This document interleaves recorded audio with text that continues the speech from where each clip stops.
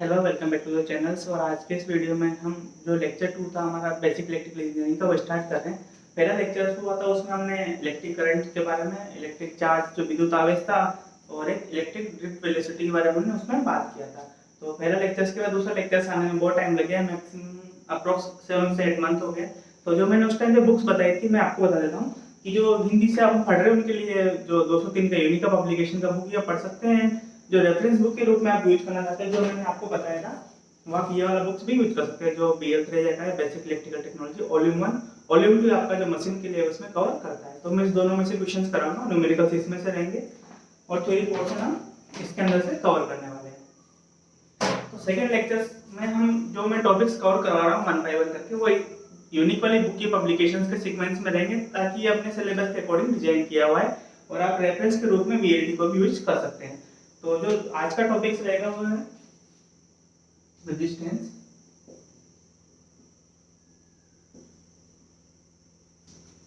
जो रेजिस्टेंस प्रतिरोध, इसके बारे में हम बात करेंगे। फिर ये इसका टेम्परेचर पे क्या इफेक्ट आता है, एक जो टेम्परेचर कोफिशिएंट है उसके बारे में हम बात करेंगे इतना इस लेक्चर में कंसीडर करने वाले हैं। तो रेजिस्टेंस क्या है, प्रॉपर्टी है कोई भी मटेरियल्स की। तो वो क्या करती है कि जो करंट फ्लो होता है उसका अपोज करती है। जो फर्स्ट लेक्चर में हमने देखा था कि करंट फ्लो कैसे होता है, इलेक्ट्रॉन्स के मूवमेंट की वजह से करंट फ्लो होता है, तो उन करंट्स को अपोज करने का काम करता है रेजिस्टेंस। तो देखो, तो रेजिस्टेंस का जो यूनिट है वो हमने 10 तक पढ़ा हुआ है कि ओम, और हम इसको रिप्रेजेंट करते हैं ऐसे सिंबल के रूप में। इसको रेजिस्टेंस को R से भी लिखा जाता है और जो सर्किट में मोस्टली यूज करते हैं उसका सिंबल होता है ऐसे। सर्किट में हम रिप्रेजेंट करने के लिए ये वाला सिंबल यूज करते हैं। अब बात करते हैं कि जो रेजिस्टेंस होता है वो किस किस पे डिपेंड होता है। अब इसके लिए हम एक एग्जांपल लेते हैं कि हम एक ड्रॉ करते हैं।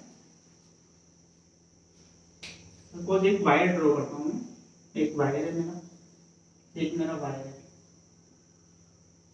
इसका क्रॉस सेक्शनल एरिया होगा, इसकी मैं लेंथ मान लेता हूं, इसकी जो यहां से लेके यहां तक लेंथ है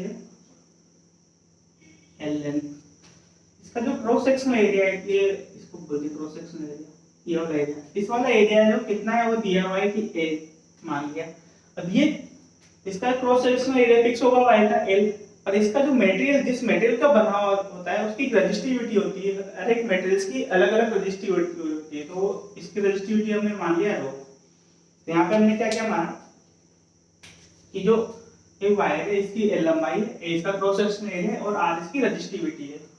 इसको हम लिख देते हैं रेजिस्टिविटी। तो अब यहाँ से देखना कि जो रेजिस्टेंस होता है R, उसको हम कैसे रिप्रेजेंट करते हैं। पहला एक number, resistance fix cross sectional area के रूप में उसकी लंबाई से डायरेक्टली प्रोपोर्शनल होता है। तो R रेजिस्टेंस उसकी लंबाई से डायरेक्टली डिपेंड करता है। लंबाई ज्यादा तो रेजिस्टेंस ज्यादा, लंबाई कम तो रेजिस्टेंस कम। दूसरा फॉर्मूला क्या बोलता है, R प्रोपोर्शनल टू 1/A। यहाँ पे क्या है, क्रॉस सेक्शनल एरिया, जितना ज्यादा क्रॉस सेक्शनल एरिया उतना कम रेजिस्टेंस। उल्टा यहाँ से देखेंगे हम कि जो रेजिस्टेंस है वो लंबाई के डायरेक्टली प्रोपोर्शनल, लंबाई ज्यादा होगा तो रेजिस्टेंस कम होगा, और जो क्रॉस सेक्शनल एरिया है उसके इनवर्सली प्रोपोर्शनल है 1/A। और दूसरा रेजिस्टिविटी पे भी डिपेंड करता है। तो अभी हम यहाँ पे बात करेंगे कि जो R हुआ, इक्वेशन 1 दे दो इसको और नीचे वाले को 2 दे दो।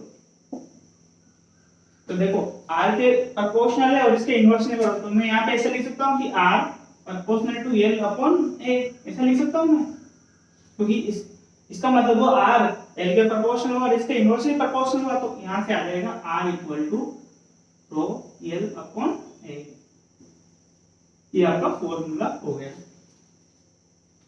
यहाँ पे रो क्या है, रेजिस्टिविटी, ए आपका क्या हुआ और एल आपका क्या हुआ, क्या हो गया आपका क्रॉस सेक्शन एरिया, एल हो गया आपका लेंथ ऑफ, इसको हम क्या बोलेंगे, लेंथ ऑफ कंडक्टर या फिर लेंथ ऑफ बार, तो लेंथ ऑफ कंडक्टर।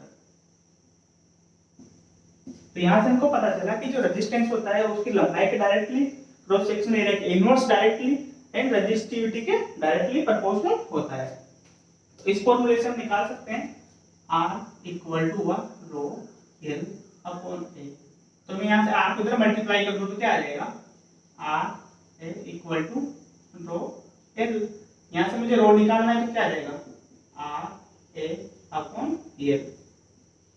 तो मुझे रेजिस्टेंस दिया हुआ है, क्रॉस सेक्शनल एरिया दिया हुआ है, तो मैं यहाँ से क्या निकाल सकता हूँ, उसकी रेजिस्टिविटी भी निकाल सकता हूँ। तो इसके बेस पे एक दो न्यूमेरिकल से हम लोग यूज करने वाले हैं। इतना हो गया।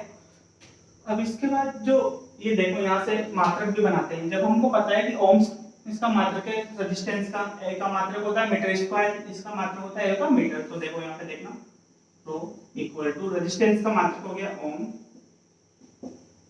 ए का मात्रक हो गया मीटर स्क्वायर, एरिया जो होता है मीटर स्क्वायर में, और एल हो गया मीटर में। इस मीटर से ये कट जाएगा तो rho equal two ohm metre. तो जो रेजिस्टिविटी का यूनिट है वो आ गया आपका ओम मीटर। अब देखो इसको बोलेंगे रेजिस्टिविटी। अब इसका अपोजिट होता है कंडक्टिविटी। तो देखो sigma equal to 1 upon rho, ये हुआ sigma equal to 1 upon rho. यहाँ पे सिग्मा क्या हुआ,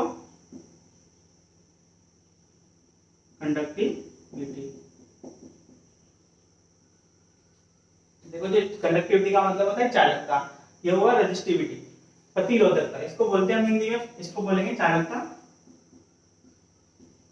इस और रेजिस्टिविटी में निकालेंगे ना, ये ना, इसको बोलते हैं हम लोग प्रतिरोधकता।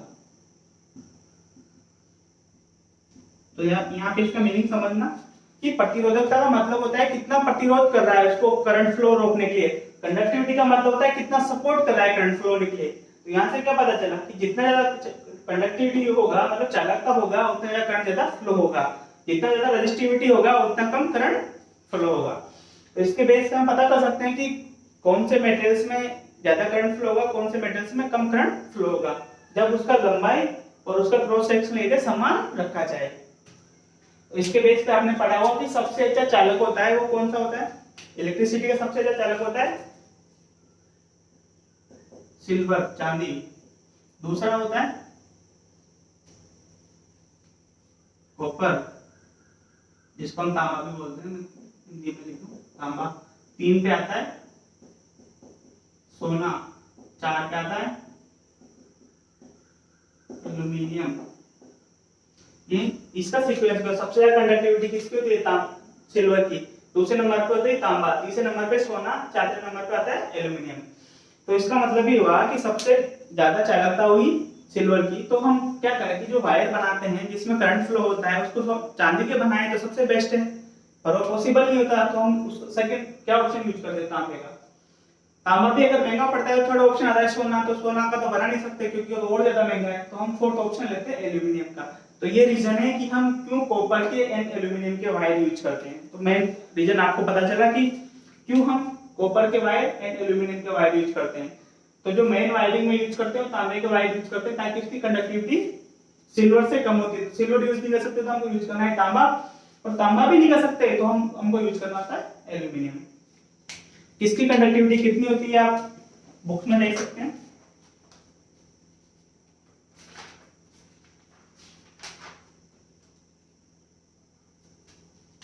अगर मैं बताऊं इसकी रेजिस्टिविटी की हम बात करें तो इसकी रेजिस्टिविटी होती है वो कितनी होती है 1.625 गुना,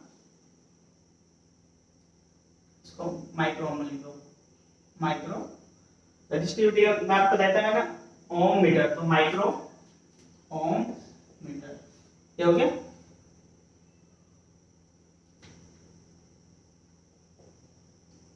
तांबे का हो जाएगा 1.727 और इसका हो जाएगा 2.4, इसका हो जाएगा 2.8। यहाँ से करके हमारे पास रेजिस्टिविटी आ जाता है। इतने में हमने पढ़ा कि जो रेजिस्टेंस था उसका मात्रक हुआ ओम्स, उसको रिप्रेजेंट करते हैं आर से, और डिपेंड करता है उसकी लंबाई और उसके क्रॉस सेक्शनल एरिया पे। हो गया। उसके बाद जो कंडक्टिविटी होती है वो इसका अपोजिट होती है। तो अगर मैंने यहाँ पे दिया हुआ है कि तो रो, तो मुझे यहाँ से उसका कंडक्टिविटी निकालना है तो आप निकाल सकते हैं 1/रो करके। अगर सिल्वर का निकालना है तो एग्जांपल के रूप में सिल्वर का निकालना है तो 1/1.6 1.625 गुना ये 1.625, तो आप उसी में आ जाएगी, तो 1.625 से डिवाइड करोगे तो यहाँ पे आपकी ये आ सकती है। अब इसके बेस पे 2-3 न्यूमेरिकल्स है जो मोस्ट इंपोर्टेंट्स होते हैं, आपको जो 2 मार्क्स के क्वेश्चंस आते हैं एग्जाम में उसमें, तो उसके लिए देख लेते हैं कि कौन कौन से न्यूमेरिकल्स हैं। एक दो ट्राई करेंगे, बाकी आप भी खुद ट्राई कर सकते हैं।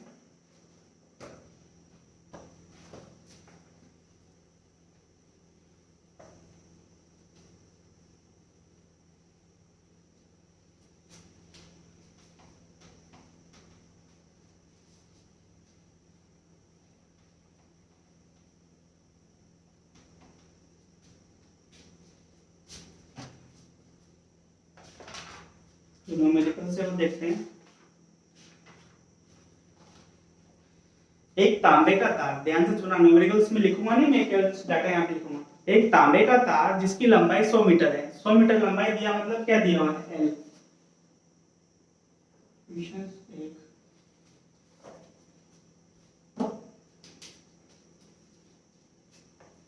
हमको लंबाई दिया हुआ है 100 मीटर, किसका तार है, तांबे का। अभी तांबे की रेजिस्टिविटी हमको अगर देगा तो ठीक है, नहीं तो हमको याद रखनी पड़ती है, तो नॉर्मल क्वेश्चंस में देगा। अगर इसने बोला तांबे का तार तो हमको रेजिस्टिविटी याद होना चाहिए न्यूमेरिकल्स के अकॉर्डिंग। तो बोल रहा है कि एक तांबे का तार जिसकी लंबाई 100 मीटर, तो उसने दिया हुआ है एल 100 मीटर। यूनिट ध्यान रखना कि मीटर में या सेंटीमीटर में। अनुप्रस्थ काट से क्षेत्रफल 5 वर्ग सेंटीमीटर। मैं इसको कैपिटल ए से भी लिख सकती हूँ, आप स्मॉल ए से भी लिख सकते हो, 5 वर्ग सेंटीमीटर, तो इसका मतलब हुआ सेंटीमीटर स्क्वायर। तथा प्रतिरोध जो रेजिस्टिविटी दिया है वो दिया है, रो दिया हुआ है आपको 10 गुना 10 की पावर -8 ओम मीटर, तो मैं इसको लिखूंगा ओम मीटर। तो उसका प्रतिरोध की गणना की, हमको क्या फाइंड आउट करना है, आर, आर की वैल्यू फाइंड आउट करनी है यहाँ से। तो अब देखो एकदम सिंपल है, हमको फॉर्मूला याद है, R equal to rho l upon A. तो यहां से हम निकाल लेंगे, पर उसके पहले हमको एक चीज करना पड़ेगा। क्या करना पड़ेगा, आर इक्वल टू हम जानते हैं रो, सॉल्यूशन यहां से स्टार्ट होगा, रोयल अपॉन ए। अभी यहां से ध्यान से देखना कि जब हमने बात किया था लंबाई मीटर में है, रेजिस्टिविटी ओम मीटर में है, पर जो एरिया है वो सेंटीमीटर स्क्वायर में। सेंटीमीटर स्क्वायर एरिया को हमको बदलना पड़ेगा मीटर स्क्वायर में। तो देखो मैं पहले आपको यहाँ पे करके दिखा देता हूँ कि जो a equal to 5 centimetre square, इसको हम बदलेंगे 5, देखो 5 गुना 10 की पावर -4 मीटर स्क्वायर। समझ में आया कैसे होता है, मैं यहाँ पे दिखा देता हूँ। 5 सेंटीमीटर है, इसको मीटर में बदलते हैं तो क्या करते हैं, 100 का भाग लगाते हैं, और स्क्वायर है तो क्या करेंगे, ऊपर स्क्वायर है तो क्या करेंगे, तो इसका मतलब क्या हुआ, 5 डिवाइड बाई 10 की पावर 100 गुना 100 का मतलब क्या हुआ, 10 की पावर 4, तो हो गया 5 गुना 10 की पावर 4 इक्वल टू 5 गुना 10 की पावर -4। तो ये बदल गया आपका मीटर में। तो आप डायरेक्ट भी लिख सकते हो, आपको ये सब दिखाने की जरूरत नहीं होता एग्जाम में। मैं यहाँ पे करूंगा r इक्वल टू, रो की वैल्यू है मेरे पास 10 गुना 10 की पावर -8, एल की वैल्यू है मेरे पास 100 मीटर, डिवाइड बाय ए की वैल्यू 5 गुना 10 की पावर -4, यही है। अभी देखो ऊपर कितना का सोल्व करते हैं, अपने पास कैलकुलेटर यूज होता है एग्जाम, आप ऐड भी कर सकते हो, 1 2 3 10 की पावर हो गई, तो ऊपर हो गया 3 की पावर 3, -8 है -4 है, तो -4 पावर बच गया ऊपर, नीचे क्या बचा हुआ है 5। तो देखो -4 है माइनस ये प्लस का 3 है, तो ऊपर क्या पावर बच गया 10 की पावर -1, नीचे क्या बच गया 5। 10 की पावर -1 का मतलब ही क्या होता है, नीचे 10 गुना 5 1/50, ये आंसर आ गया। और आपको ऐसे आंसर नहीं देना, 1/50 को डिवाइड करोगे तो क्या आएगा, 0 भाग टूट की 10, फिर 0 भाग टूट की 0, 100 हो गया, तो कितना हो गया 2.02। रेजिस्टेंस किस में आएगा, ओम्स में। ओम्स में क्यों आया, क्योंकि मैंने सब लिया था मेजर वो ओम मीटर में लिया, इसको मैं मीटर स्क्वायर में बदल लिया, इसको मैं मीटर में, तो आपका जो आंसर आएगा 0.02 ओम। इसको आप सिंबल के रूप में भी लिख सकते हो, लिखना चाहो तो, बार बार ओम से लिखने की जरूरत नहीं है। हो गया आपका 1 नंबर सवाल। ऐसे एक सवाल आप भी ट्राई करना, मैं आपको दे रहा हूं।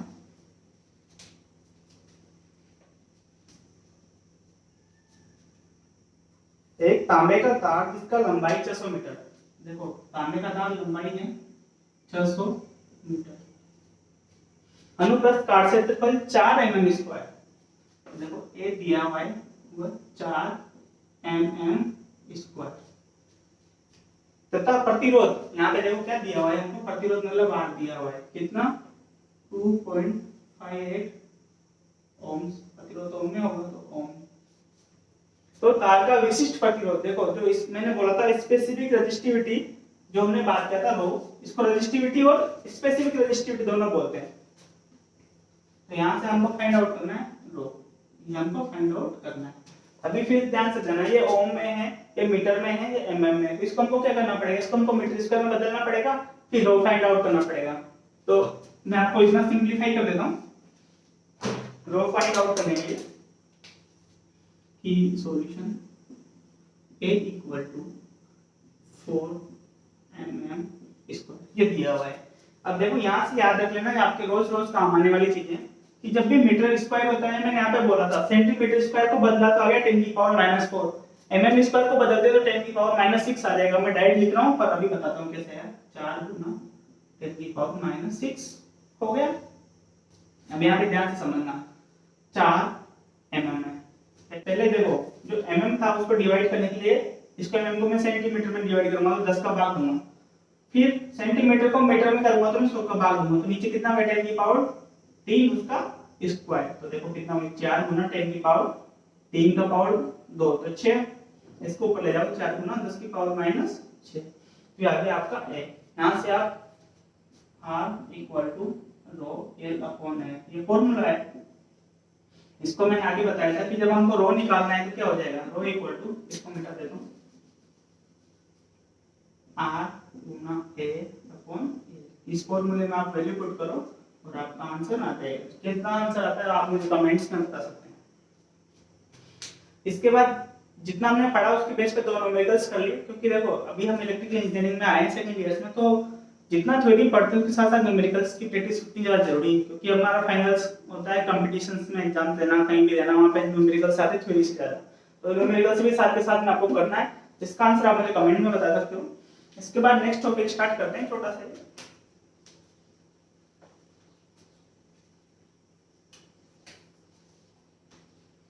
जो नेक्स्ट टॉपिक है, नेक्स्ट टॉपिक हम रख रहे हैं ईएमएफ, जो मैंने स्किप कर दिया था पहले, ईएमएफ मैं शॉर्टकट में बता देता हूँ। ईएमएफ क्या होता है, इलेक्ट्रोमोटिव फोर्स। अब ये भी क्या होता है,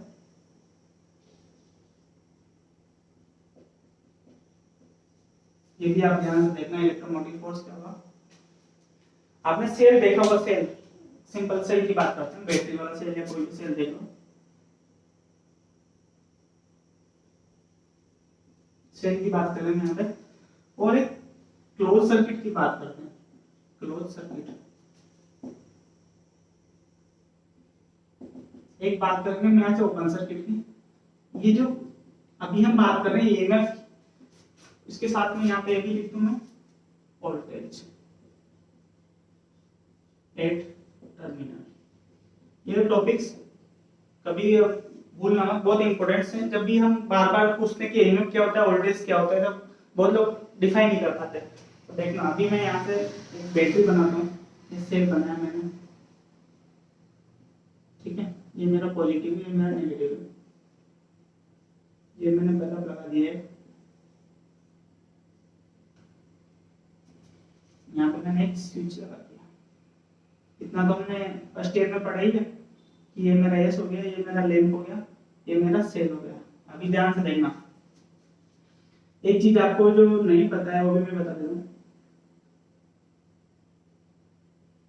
ये देखो, इसको बोलते हैं रेजिस्टेंस। ये किसका रेजिस्टेंस होता है, ये ऑलरेडी जो सेल होता है, सेल का रेजिस्टेंस होता है। सेल या जो सर्किट है हम उसका रेजिस्टेंस मानने वाले। इसको हटा दो।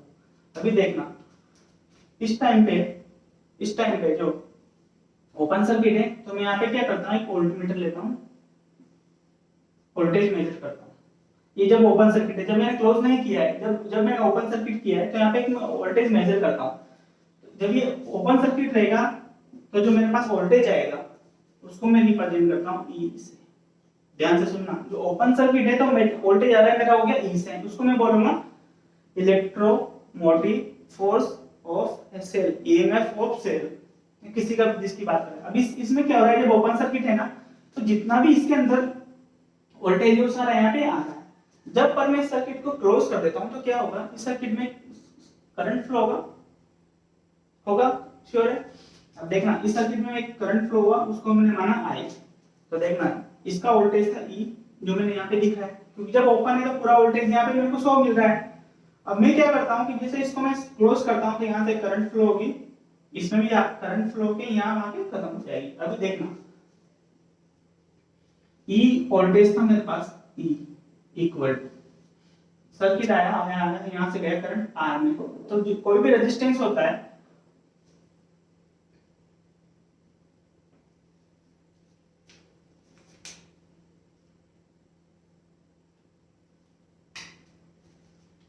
दोबारा ध्यान से देखना, यहाँ पे ध्यान से देखना यहाँ पे कि जो मेरे पास ई का वैल्यू दिया हुआ है, ये मेरे पास ई का वैल्यू है। अभी जो मेरे को यहाँ पे मिलेगा वो पहले मैंने यहाँ पे चेक किया तो मेरे पास वैल्यू है, वोल्टमीटर में हुआ है, उसको मैंने माना जब ओपन सर्किट था तो ई। अभी मैं सर्किट को क्लोज कर देता हूँ तो क्या होगा, ये वोल्टेज था, अब से करंट सर्कुलेट होना चालू होगा तो क्या होगा, अब इस टाइम पे जो मेरे को वोल्टेज मिलेगा यहाँ पे, तो जो मेरे को वोल्टेज मिला इस बार इसको बोलते हैं VT वोल्टेज टर्मिनल, वो कितना होगा, ये ई का वोल्टेज था माइनस यहाँ से जब करंट फ्लो, इसमें आई करंट फ्लो हुआ, मैंने माना आई करंट फ्लो हुआ तो आई गया यहाँ पे। तो देखो वोल्टेज ड्रॉप कैसे निकालते हैं, कोई भी रेजिस्टेंस होता है उसमें क्या कितना वोल्टेज ड्रॉप आता है, उसका करंट गुना उसका रेजिस्टेंस, तो इसमें कितना करंट है ई माइनस आई करंट और उसका रेजिस्टेंस आर, तो यहाँ से मेरे पास आ जाएगा voltage terminal VT equal to E minus I R. तो यहाँ से कंफर्म हुआ कि कोई भी सेल होता है इसका ईएमएफ होता है जब ओपन सर्किट में होता है, तो जब उसका टर्मिनल वोल्टेज ओपन सर्किट का वो उसका ईएमएफ कराता है, जब वो क्लोज सर्किट में होता है तो उसका टर्मिनल वोल्टेज कहलाता है। तो उसके यहाँ पे जब क्लोज सर्किट है, यहाँ पे वोल्टेज मिलने वाला है हमको, वो कहलाएगा आपका वोल्टेज है टर्मिनल, जब ये ओपन है तो आपका जो है वोल्टेज चलेगा ईएमएफ। सिंपल कांसेप्ट है, ध्यान रखना। तो यहाँ तक हो गया आपका रेजिस्टेंस। रेजिस्टेंस को निकालने के लिए क्या R proportional to L upon A and EMF, जो हमने बैटरी का सेल का बात की है, बहुत इंपॉर्टेंट टर्म्स काम आने वाली। तो आज के लेक्चर के लिए इतना ही रखते हैं, नेक्स्ट लेक्चर्स में हम बात करेंगे जब रेजिस्टेंस है उसके कॉम्बिनेशंस क्या है एंड उसके series combination, parallel combination and series and parallel combination. तो आज के लेक्चर के लिए इतना ही, गुड बाय।